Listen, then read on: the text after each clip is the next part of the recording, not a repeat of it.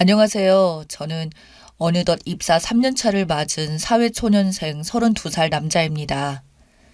점점 더 취업의 문턱이 높아지는 대한민국의 취업문 때문에 많은 취업 준비생 여러분들이 힘든 시기를 보내고 계시리라 생각이 듭니다.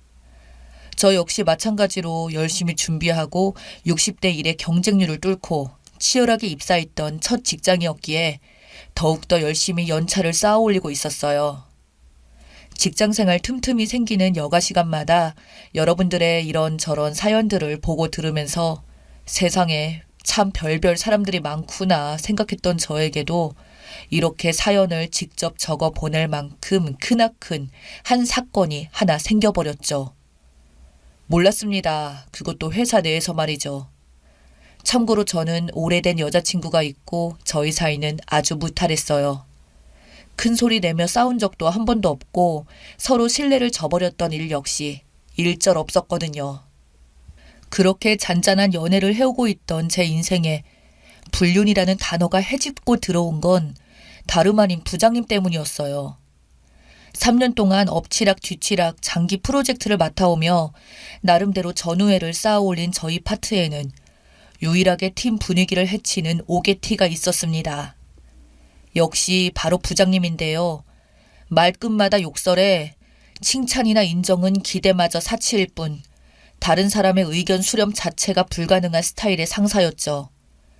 화기애애한 분위기도 부장님이 등장하면 얼어붙어버리고 부장님이 함께하는 회식 자리는 거의 초상집 분위기나 다를 바가 없을 정도였으니까요.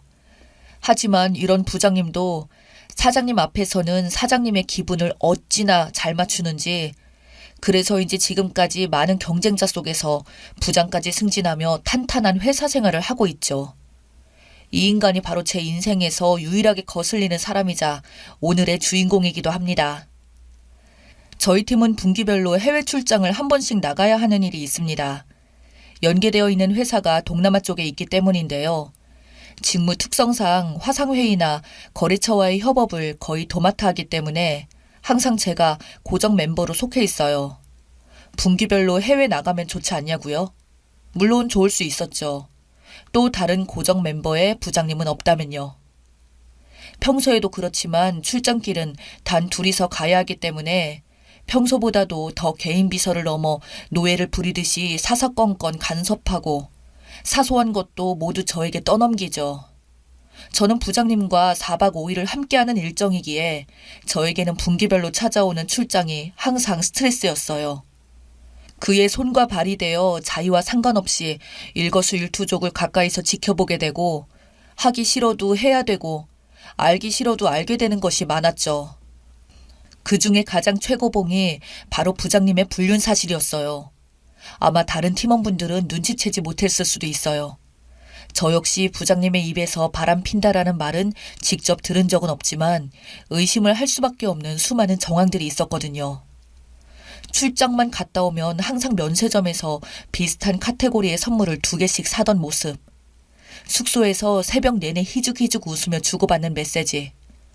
회사든 차 안이든 평소에는 항상 스피커폰을 전화를 받으면서 특정 인물의 전화만 소스라치게 숨기며 바깥으로 가서 받던 모습 등등 말이죠. 저는 그 모습이 너무나도 경멸스러웠어요. 하지만 팀원들에게 이 사실을 공유하기는 또 애매했었죠. 다른 사람들에게 특별히 이러한 모습들을 들킨 적도 없고 유일하게 비서처럼 부려먹는 저에게만 보여준 모습이다 보니 혹시 소문이라도 퍼졌다면 제가 3년 차를 단 사원이 이 소문에 출처라는 사실이 명확할 테니까요. 그렇다 보니 유일하게 터놓고 얘기할 수 있었던 건 제 여자친구 한 명뿐이었죠. 여자친구 역시 듣는 내내 함께 화도 내주고 속상해하면서 제 이야기에 공감해줬지만 회사 내부의 사람들에게 말하는 것은 위험하다고 충고해주기도 했죠. 뭐니 해도 저와 여자친구 모두 가장 화난 포인트는 바로 부장님 부인 되시는 분 때문이었어요. 그렇게 눈에 가시 같은 부장님인데도 불구하고 그 사모님은 정말 좋으신 분이었거든요. 이 점이 더욱 저를 괴롭게 만들었어요. 잦은 야근철 때는 사무실의 팀원들 모두 먹을 수 있도록 손수 간식을 만들어 종종 보내주시고 회식이 늦어지는 날에는 술자리에 남편 픽업까지 오시던 사모님이었거든요. 이렇게 좋은 분을 두고 저래도 되는 걸까 하는 생각이 들 때면 부장님 얼굴을 보는 것이 더욱 힘들어지기도 했어요. 여러분들도 공감하시겠지만 사무실 내에서 업무 외적인 부분에 마음을 한번 써버리면 일에 집중도 안 되는 데다가 매일 매출근길이 더욱 지옥 같아지잖아요. 회의실에서나 탕비실에서 마주치는 모습조차 점점 보기 힘들어지는 찰나에 저는 또 부장님과 출장길에 오르게 되었답니다.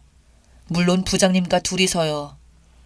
비행기에서부터 불륜녀로 추정되는 그 인물과 서로 전화를 끊으라며 아웅다웅 거리는 모습이 어찌나 역겹던지 결국 스튜어디스가 좌석으로 와서 제지를 하고 나서야 간신히 전화를 끊은 부장님은 비행 내내 선물을 골랐고 저에게 물어보기도 하셨어요. 명품 가방과 향수를 구매하던 그가 출장 중 사모님과 통화할 때면 향수를 샀다고 말하는 것을 들었고 향수가 사모님, 명품 가방의 불륜녀 선물이라는 사실까지 알아버린 전 더 이상 참기 힘든 지경에 이르렀어요. 나한테는 이런 모습을 버젓이 보여도 된다는 건가 싶을 정도로 기분이 안 좋아지더라고요. 게다가 개인적인 업무 전화부터 메시지 한 건 한 건까지 저에게 다 떠넘기다 보니 무슨 해외여행이라고 온 것처럼 선물만 고르고 관광만 하는 모습 역시 최악이었죠. 출장에서 돌아온 날 입원이 유독 난이도가 셌다며 전해준 이야기들은 여자친구를 더욱 화나게 만들었어요. 마음 같아선 따박따박 들어오는 월급 따위 생각도 하지 말고 사모님께 이 사실을 알려버리고 싶지만 저는 이 말을 쉽게 하지 못하겠죠. 이대로 계속 가다간 내 신념까지 무너지겠구나 하고요. 하지만 일에 치이면서 모든 생각도 잠시 잊혀져 갔어요.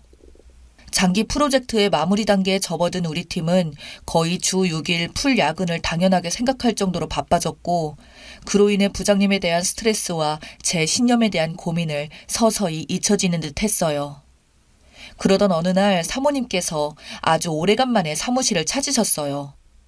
바쁜 부장님을 대신해서 소소한 야식이라도 돌리겠다며 양손을 아주 무겁게 오셨더라고요. 치킨에 피자에 커피까지 이걸 어떻게 다 들고 오셨을까 싶을 정도로 한가득 싸오신 모습을 보니 문득 제 속에서 잊고 있었던 죄송스러운 마음이 물씬 올라오더군요. 밝게 웃으시며 자기 남편이 혹시 밉보일까봐 이리저리 상냥하게 챙겨주시던 사모님과 그 옆에 앉아있던 무심한 표정의 부장님, 그 둘을 한자리에서 보고 있자니 아, 정말 이건 아니다 하는 마음이 들었어요. 그런데 잠시 후 거짓말처럼 팀장님들과 잠시 자리를 비운 부장님의 자리에서 휴대폰이 울리기 시작했어요. 저장된 이름은 숫자 1이었죠. 저는 그 의미를 또 너무나도 잘 알고 있었고요. 자리에 사모님이 계셨는지라 다들 멀뚱멀뚱 사모님을 바라보고 있었던 우리였고 하지만 사모님은 난감한 표정을 지으시며 집에서도 휴대폰에는 손도 못 대게 했어요. 기다려보죠. 라고 말씀하셨어요. 그 얘기를 듣는데 저는 순간 왜 그렇게 화가 났을까요? 그리고 그 순간 스쳐간 생각이 하나 있었어요. 바로 부장님은 회사에서 블루투스 이어폰을 착용했을 때를 제외하고는 항상 업무 전화를 스피커폰으로 받는 버릇이 있다는 점을요.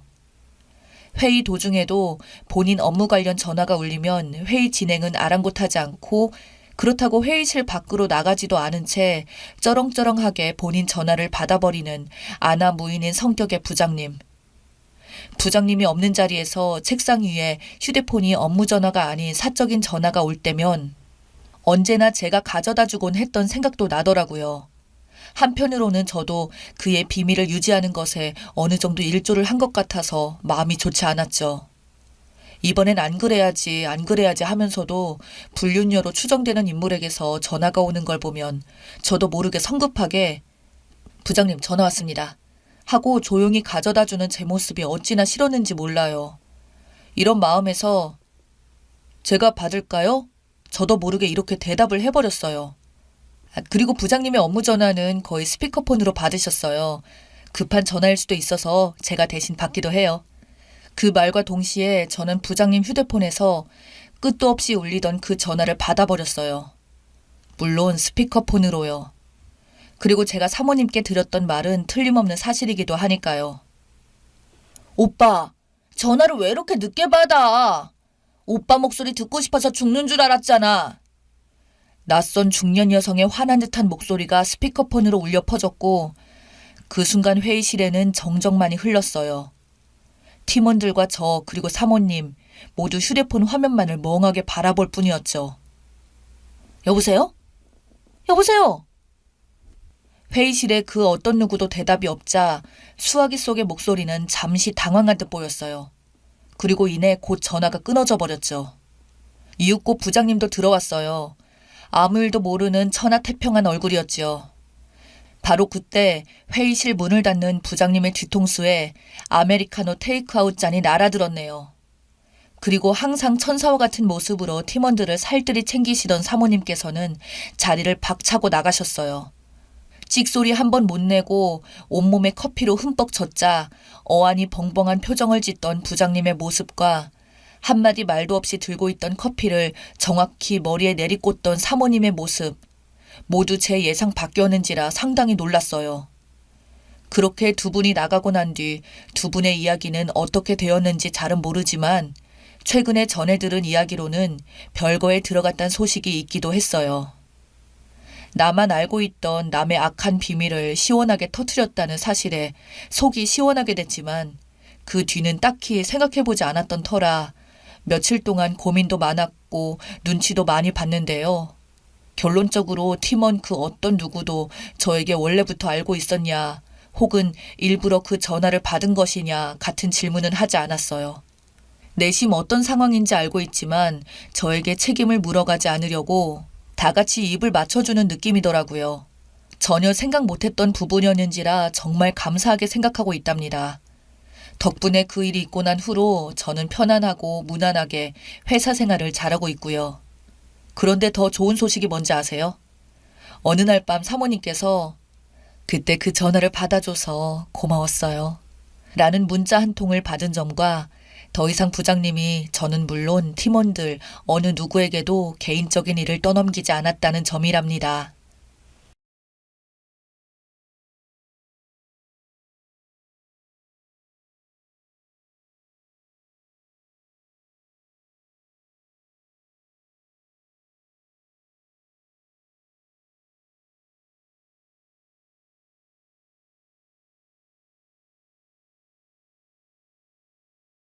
안녕하세요.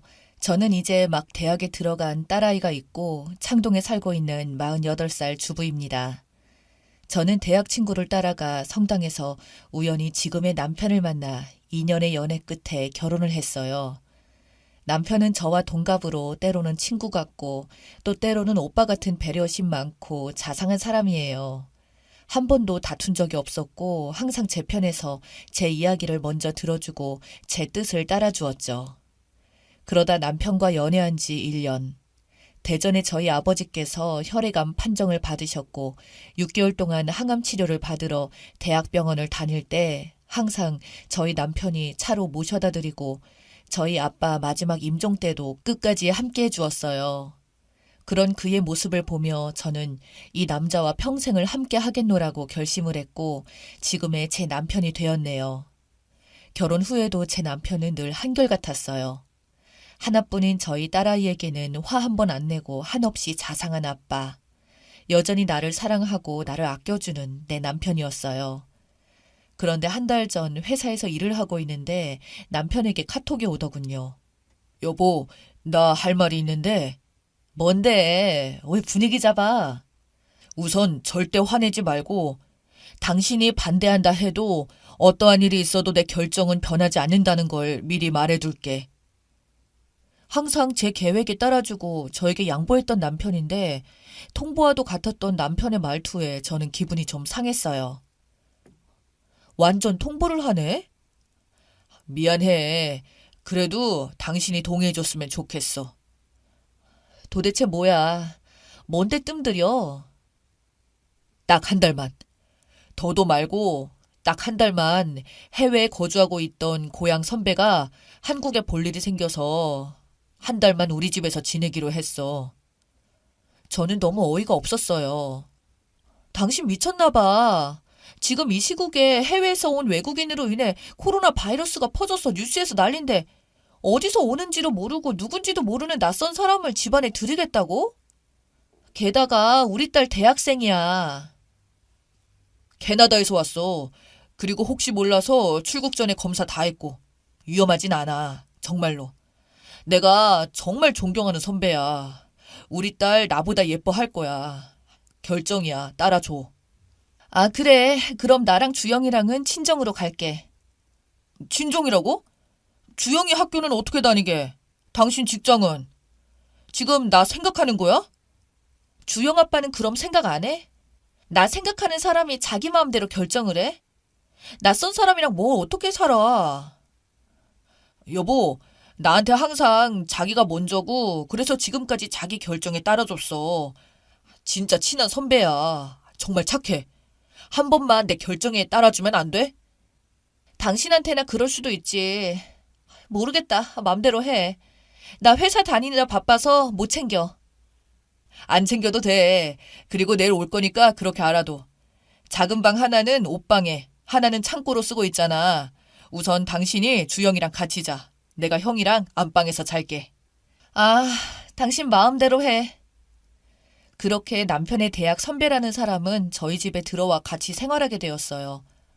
저는 너무 싫었죠. 중국에서 오지 않았더라도 일단 해외에서 온 사람이고 게다가 뉴스에선 국내에 코로나가 번지는 중이라고 하고 사실 그 이유 때문만은 아니었어요. 저희 딸아이와 제가 감수해야 되는 이 불편한 마음. 그게 싫었던 거죠. 그렇게 심기불편한 일주일이 지났어요. 남편이 알려줬는지 그 선배라는 사람한테 카톡이 오더군요. 재수 씨, 안녕하세요. 저 김대곤입니다. 오늘은 몇 시에 퇴근하세요? 같이 식사 한번 하고 싶은데. 저는 무슨 염치로 제게 카톡을 하나 싶은 마음보단 솔직히 불쾌했어요. 남편이 제 번호를 제게 상의도 없이 저 선배라는 사람한테 알려줘서 기분이 나빴어요. 그래서 싸늘하게 답장을 했죠. 아, 오늘은 늦어요. 저 신경 쓰지 마세요. 주영이도 늦나요? 제가 저녁 맛있게 해서 같이 먹었으면 하는데. 하지만 저는 더 삐딱하게 나갔어요. 주영이도 바빠요. 우리 남편이랑 두 분이서 오붓하게 드세요. 나랑 주영이는 신경 쓰지 말고요. 어, 재수 씨, 제가 부담스러우시죠? 저 오래 안 있어요. 벌써 일주일이나 지났네요. 일주일밖에 안 지났네요. 죄송합니다. 죄송하면 우리 집에서 나가주시면 좋을 것 같은데 그렇게는 못하시죠. 죄송합니다. 딱 한 달이에요. 한 달만 눈 감아주시면 안 될까요? 솔직히 이해를 못하시는 분들도 계시겠지만 아마 같은 주부님들은 알 거예요. 워킹맘들 직장생활 하랴 살림하랴 이른 출근 시간 때문에 아침 먹은 설거지 저녁에 하는 건 기본이고 아침에 세탁기 돌려놓고 출근하면 퇴근해서 피곤한 몸을 이끌고 빨래 널고 그 다음날 퇴근 때까지 하루 종일 집안 곳곳에 빨래 널려 있고 대청소는 쉬는 주말에 한 번, 화장실 청소는 한 달에 한 번 겨우 할까 말까 이렇게 돌아가는 집안 꼴을 잠시도 아니고 한 달 동안 낯선 사람과 같이 살면서 보여줘야 한다는 게 저는 여자로서 너무 싫었어요. 그래서 결국 말했어요. 진짜 너무 불편해요. 가족도 아니고 여자 둘 있는 집에 낯선 남자 하나 들어오는 거 그거 엄청 불쾌한 환경이에요. 재수 씨, 저 나쁜 사람 아니에요. 제가 사정이 있어서 죄송합니다. 하지만 있는 동안 재수 씨하고도 주영이하고도 잘 지내고 싶어요. 나쁜 사람이 저 나쁜 사람입니다 하는 걸 못 봤네요. 저는요, 그냥 조용히 한 달 있다 가셨으면 좋겠네요. 알겠습니다, 재수 씨. 그럼 내일은 시간 되시나요? 제가 맛있는 거 해드릴게요. 저는 제가 이렇게까지 대놓고 말하는데도 이러는 이 사람이 너무너무 싫었어요. 그래서 끝까지 아니요, 내일도 시간 없어요. 이야기를 하고 마무리 지었죠. 하지만 저도 사람인지라 돌이켜 생각해보면서 제가 너무했나 싶어서 다음날 반차를 쓰고 평소 퇴근 때보다 조금 일찍 들어갔어요. 그런데 아무도 없는 이 시간에 온 집안에 불이 켜져 있고 심지어 TV도 켜져 있었어요. 뭐지? 딸아이가 오늘은 아르바이트를 안 갔나 싶어서 딸아이의 방으로 갔는데 저희 딸은 없더군요. 그래서 일단 옷을 갈아입으려고 안방으로 가서 문을 열었어요. 그런데 아니, 이 시간에 회사에 있어야 될 제 남편과 그 선배라는 형이 런닝바람으로 안고 있더라고요. 저는 너무 놀라 소리쳤어요. 둘이 뭐 하는 거야? 남편은 조금 머쓱해 하더니, 아무것도 아니야. 그나저나 오늘 늦는다며. 왜 이렇게 일찍 왔어? 라는 이야기를 하더라고요. 순간 저는 어제 남편의 선배라는 사람과 심술을 부리면서 카톡한 내용이 떠올라 당황하여 더 이상 그 상황에 대해 캐묻지 못하고 둘러대었어요. 그리고 그날 저녁 그 형이라는 사람이 만든 음식은 제가 부담스럽고 싫어서 그냥 나가서 고기를 먹자고 했고 모처럼 가족이 다 함께 외식을 했어요. 그런데 정말 꼴불견이더라고요. 저희 아이 낳고 한 번도 제 숟가락에 반찬 한 번 얹어준 적 없던 남편이 그 선배 밥그릇에 고기를 쌓아주는 것 아니겠어요? 빤히 앞에 저도 있고 자기 자식도 있는데 기가 차고 코가 찼죠. 그 뒤로도 그들은 수상했어요. 남편은 그 시간에 집에 있었던 것도 수상했고 그 둘이 붙어 있었던 것도 수상하고 그냥 다 수상했어요. 그렇게 또 일주일이 지나고 외근을 나갔다가 회사로 복귀하고 있는데 남편에게 전화가 왔어요. 어디야? 오늘 저녁 집에서 먹는다며. 싫어. 그리고 당신 똑바로 말해봐. 두 사람 무슨 사이야? 내가 보기에 아주 절절한 연인 같아. 뭐? 지금 선배랑 날? 당신 미쳤어? 나 미칠 것 같아. 왜 둘이 붙어 있느냐고. 그건 그럴 만한 사정이 있었어. 사정? 무슨 사정? 둘이 매일 붙어 다니면서 당신 휴가도 썼더라? 그것도 일주일씩이나? 쓸만하니까 쓴 거야. 딱 한 달이라고 했잖아. 그 한 달은 좀 형이랑 잘 지내면 안 돼? 그런데 여자의 촉이 있잖아요. 왜 그냥 친한 게 아니구나. 저 두 사람 내가 모르는 무언가 있구나 하는 그런 거요. 그래서 말했어요. 내가 왜 당신 애인이랑? 왜? 아니라고 했잖아. 왜 그런 오해를 하고 그래? 그냥 내 느낌이 그래. 그냥 선배가 아니잖아. 나도 오해였으면 좋겠다. 제가 이렇게까지 말하니 그제서야 이야기하더군요. 진짜 한숨만 나온다. 내가 진짜 말 안 하려 했어. 형은 우리 사이 말하지 말라 했고, 형은 내가 너무 그리워했던 내 친형이야. 저는 너무 놀랐어요. 제 남편은 외동아들이거든요. 친형? 무슨 친형? 당신한테 형이 어딨어? 돌아가신 우리 아빠의 또 배다른 자식이야. 배다른 형. 어릴 때 이민 간 내 친형. 뭐? 콩가루 집안이라고 할까봐 이야기 안 했어. 우리 아빠 재혼이야. 아빠의 첫째 부인이 돌아가시고 우리 엄마랑 재혼하셔서 날 낳으셨어. 처음에 형이랑 다 같이 네 식구가 살았는데 우리 아빠 돌아가시고 형의 외가 쪽이 이민을 가게 되면서 형도 같이 가게 되었어. 지금까지 숨겼는데 뭐하러 말해. 그래서 말 안 했어. 형도 그러길 바랐고. 형도 배다른 동생이 있다는 거 와이프한테 말 안 했다더라. 수년 만에 보는 거야. 성공해서 보고 싶었대. 그런데 하고 있는 사업이 잘 풀리지 않아서 계약건 따려고 출장 핑계대고 한국 온 거고. 그런 형한테 먼저 우리 집에 있으라고 한 건 나야. 형이 그렇게 가버리고 내가 괜히 쫓아낸 것 같아서 항상 미안했어. 그래서 내가 우리 집에 있으라고 했어. 전 그것도 모르고 진짜 너무 미안했어요. 왜 몰랐을까? 왜 오해했을까? 왜 믿고 따라주지 않았을까? 제가 그분에게 보였던 태도, 불편해하고 불쾌했던 그 말투와 행동들이 남편에게도 너무 미안하고 너무 죄송했어요. 여보, 내가 진짜 미안해. 왜 말을 안 해? 당신 죄도 아닌데. 죄는 아니어도 숨기고 살았으니까. 지금 바로 들어갈게. 진짜 미안해, 여보. 그렇게 일주일이 지나고 아주버님은 예상보다 일찍 돌아가시게 되었어요. 한창 코로나로 국내 사망자가 늘어 공항까지 함께 갈 필요 없다고 혼자 갈 수 있다고 하시며 집에서 일찍 출발하신 아주버님께 전화를 걸었어요. 아주버님 어디세요? 공항이죠? 아주버님이 당황하듯 되물으시더군요. 아주버님이요? 네? 한국에서는 제 남편의 형님께 아주버님이라는 호칭을 써요. 동생이 말했나 보네요.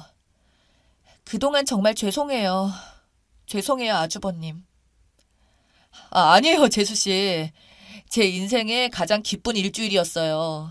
재수씨가 해주신 따뜻한 밥도 먹고, 바다도 보러 가고, 이제 여한이 없네요. 그리고 저는 조금은 조심스럽지만 그래도 말했어요. 아주버님의 아내분, 그러니까 형님께 말씀드리세요. 제가 이해했듯이 받아주실 거예요. 우리 가족이잖아요. 내년에는 저희가 갈게요. 캐나다라고요? 내년에는 아마도 미국에 있을 것 같아요. 어디든 갈게요. 아주버님, 저희 가족이 된 걸 환영해요. 눈물 나려고 하네요. 정말 감사해요, 재수씨. 우리 내년에 만나요. 네, 꼭이요. 이렇게 아주버님을 보내드리고 긴 여운이 남아 사연을 보내봅니다.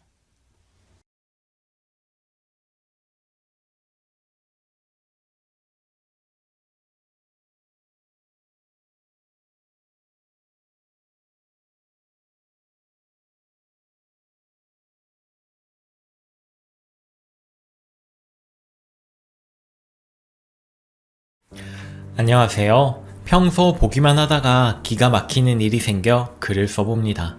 저는 29살이고 1년 2개월 교제한 동갑 남자친구와 5월에 결혼 계획을 잡고 있었습니다. 예비 시부모님과는 상견례만 끝난 사이고 아직 서로 불편한 사이예요.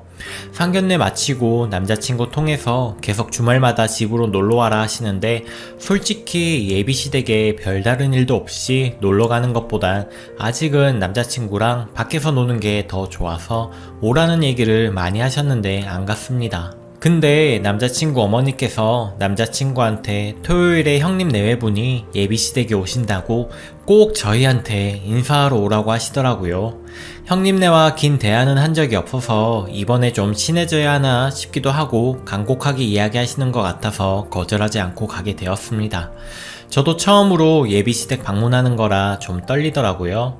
상견례 후 처음 뵙는 거라 빈손으로 갈 수 없어서 한우 선물 세트 30만원짜리 준비하고 옷차림이나 외모도 신경 써서 가게 되었습니다.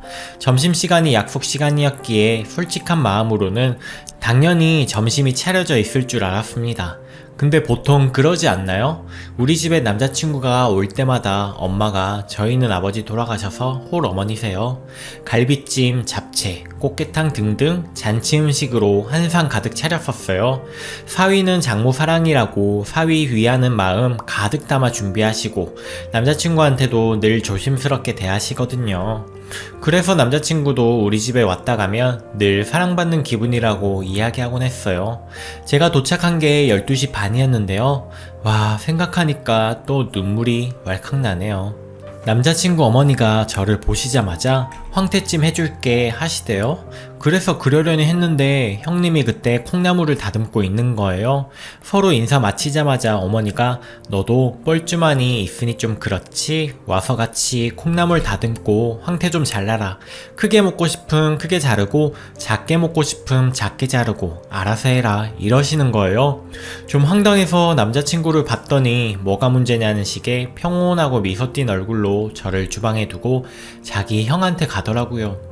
눈치 없는 남자친구의 행동이 더 저를 황당하게 했지만 저 역시 분위기에 별 수 없어서 손을 씻었고 콩나물 머리랑 꼬리 손질을 계속했습니다. 황태찜에 들어갈 황태는 얼마만한 크기로 잘라야 하는지 몰라서 형님도 모른다고 하더라고요. 어머니는 마침 참기름이 떨어졌다고 참기름 짜러 가셨고 예비 형님하고 둘이 그걸 어떻게 잘라야 하나 정해야 하는 순간이었죠. 어머님이 한입 크기랬으니 이 정도 하면 되겠죠? 하면서 형님이 표본을 주길래 열심히 그 크기대로 잘랐습니다. 근데 나중에 어머니 오시더니 저희가 한 가로 3cm, 세로 4cm로 잘랐는데 이렇게 해놓으면 그릇에 더 놓으면 너무 작아서 먹을 것도 없다며 이야기를 하시더라고요. 약간 화난 말투로 말이죠. 그럴 거면 참기름집 가시기 전에 맘대로 자르라고 하지 마시고 이 정도로 자르라고 정확하게 말씀해 주시지 싶었습니다. 그렇게 지나가나 했으나 남자친구 형이 밥 먹으면서 황태가 뭐 이렇게 작나 이러니까 형님이 땡땡씨가 이렇게 예쁘게 잘라놨으니 아무 말도 말고 먹어라 이러는 거예요. 저는 형님이 자르라는 대로 잘랐는데 저한테 뒤집어 씌우는 줄? 졸지에 뭣도 모르면서 막 함부로 황태 손질한 사람이 돼버린 거죠. 저는 그리고 식탁이 6인용이고 사람이 형님 딸까지 7명인데 남자들 3분 먼저 드리고 여자끼리 나중에 먹었습니다. 형님하고 남자친구가 덩치가 좀 커서 식탁이 좁다는 이유로 일단 예비 시어머니 형님 저랑 같이 밥을 먹었는데 반찬이 황태찜 하나, 김치 하나, 김 하나 이게 끝이었고 국도 없었습니다. 그 와중에 형님하고 어머니는 대낮에 캔맥주를 한 캔씩 하시더라고요. 점심 끝낸 게 2시이고 남자친구랑 뮤지컬 예약이 4시로 되어 있었는데 여기가 지방이라 뮤지컬 보려면 50분 정도 차로 이동해야 돼요.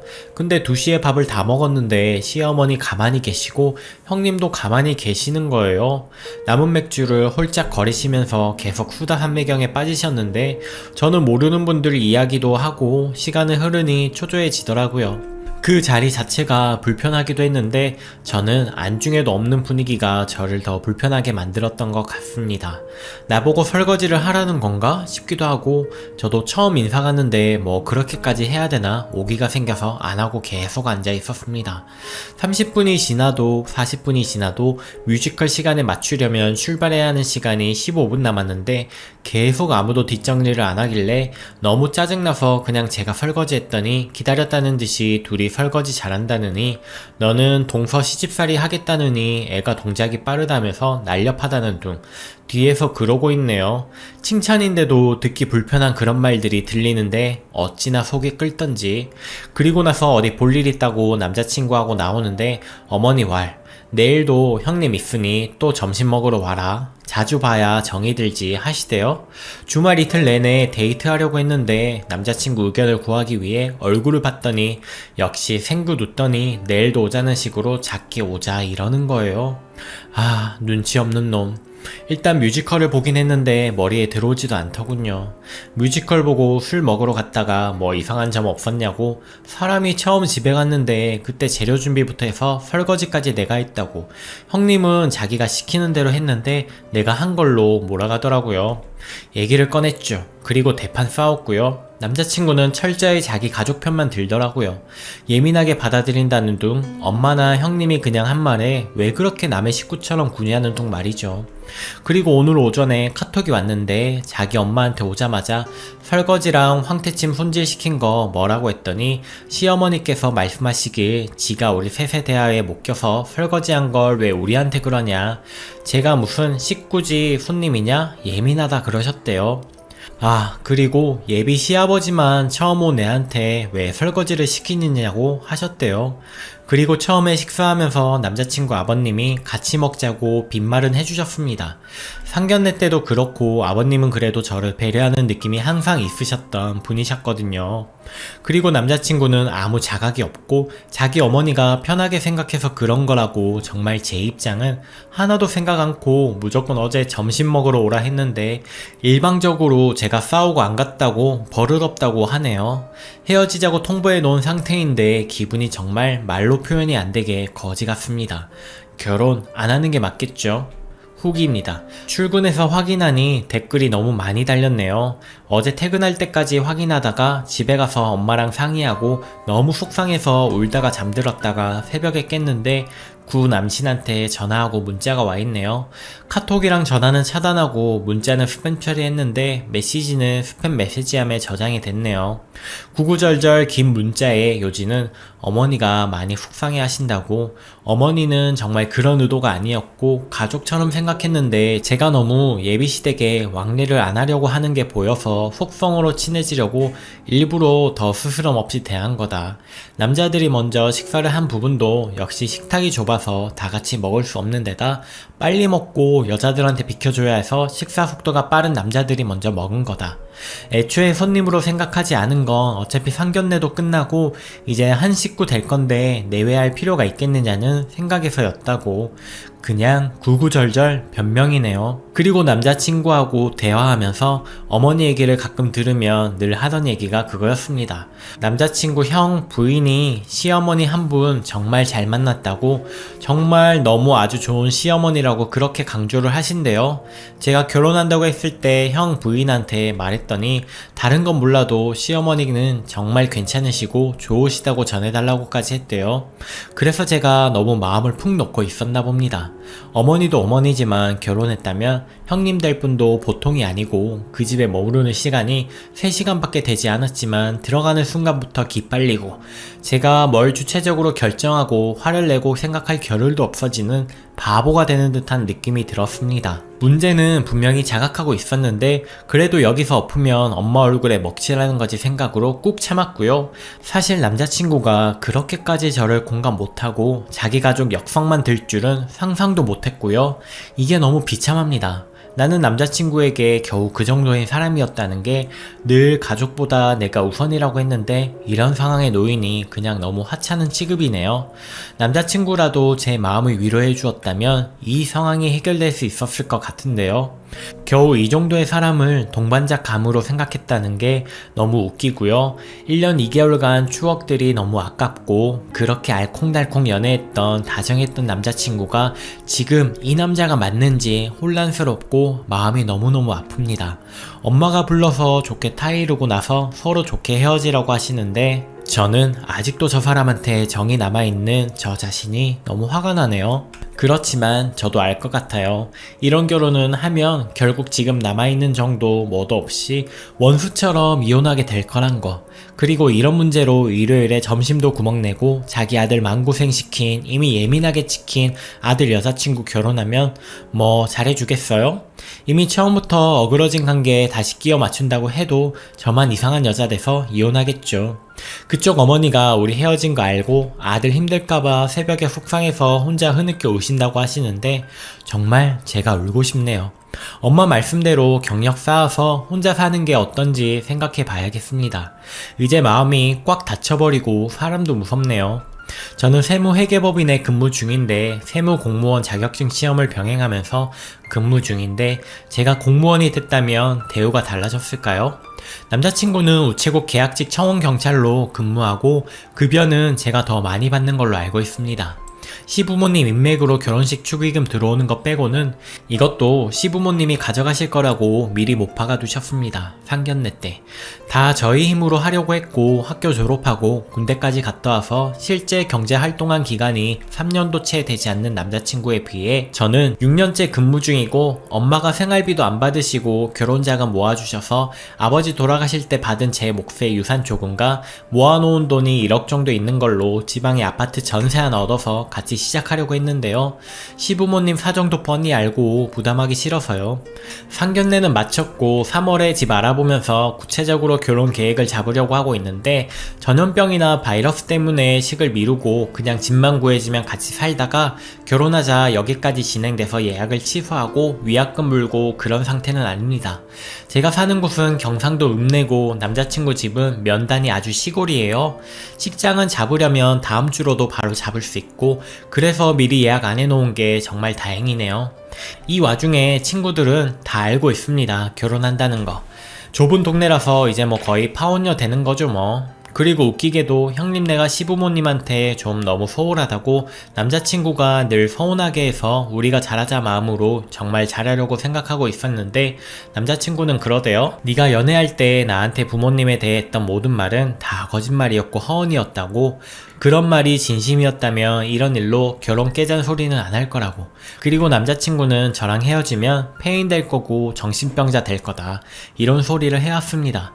그게 저를 너무 사랑해서라고 제 멋대로 생각했었는데 지금 생각하면 이 사랑이 맞는 건가 싶네요. 진짜 사랑했다면 이런 일에 이렇게 공감을 못하고 저만 버릇없고 까칠하고 못 배워먹은 사람으로 몰아가진 않았겠죠. 엄마가 상견례까지 한 사이니 끝을 내도 순서가 있다고 그쪽 어머니랑 만나신다고 하시는데 저는 그냥 이대로 다 끝나고 더는 신경 쓰고 싶지가 않습니다. 엄마도 홀엄마고 집에 남자 형제도 없고 남자가 없어서 무시하는가 보다 그러시대요. 엄마 혼자 저 키우시느라 고생하셨는데 이런 걱정까지 끼쳐야 하다니 제가 너무 밉습니다. 당분간 많이 괴롭고 마음 아프겠지만 공부했다고 생각하고 극복해야겠습니다. 얼굴도 모르는 저를 위해 같이 화내주시고 댓글 달아주신 많은 분 감사합니다. 남자친구는 참 제가 판하는 거 너무 싫어했어요. 막상 판에 올라오는 글 보면 남자들이 싫어할 글들도 없고 그냥 사람 사는 얘긴데 판 링크 걸어주려다가 또 말 길어질까봐 그냥 이대로 끝내기로 했습니다. 돈이나 열심히 모으고 공부 계속해서 더 큰 사람이 되겠습니다. 누구누구의 아내가 아니고 그냥 내가 더 멋진 사람이 돼서 이런 무시 안 받고 살아야겠습니다. 저 잘한 거 맞나요?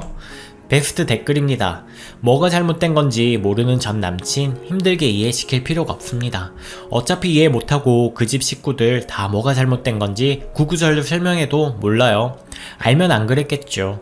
회사 생활 힘든 거 공감하더라도 자기 집 문제점은 절대 공감 못하겠죠.